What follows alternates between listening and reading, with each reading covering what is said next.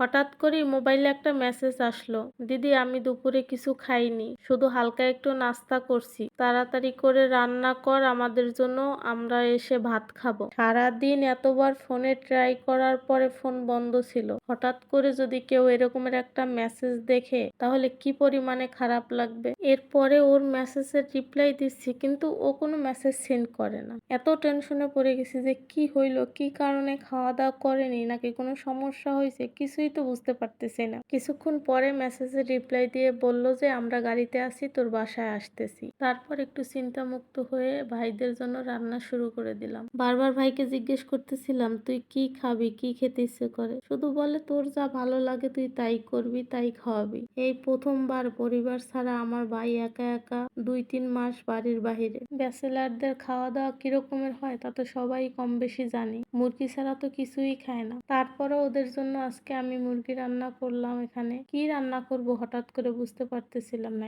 এতবার ফোনে ট্রাই করছি, আগে পাইনি। তাহলে হয়তো বা সবজি টবজি বেশি করে রান্না করা যেত। আমরা যেহেতু 2 জন মানুষ, অতিরিক্ত রান্না আগে করে রাখলে তখন তো এটা আমাদের অনেকদিন রেখে খেতে হবে, এজন্য কোনো রান্নাও করিনি। বাসায় আসতে যেহেতু ওর 1 থেকে 1.5 ঘন্টার মতো সময় লাগবে, তার মধ্যে চেষ্টা করতেছি যাতে সব রান্নাগুলো কমপ্লিট হয়ে যায়।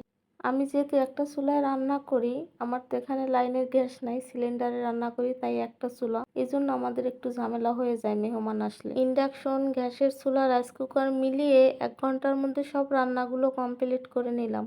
এখানে মুরগি ভুনা করেছি, মিষ্টি কুমড়া ভাজি আর ডাউল, সাথে সাদা ভাত। আমার ভাই 1 বছর পরে আমার বাসায় আসলো। বাড়িতে না গিয়ে বিশেষ কারণে আমাদের সাথে আগে দেখা করতে আসছে, সেজন্যই বেশি খুশি লাগতেছে।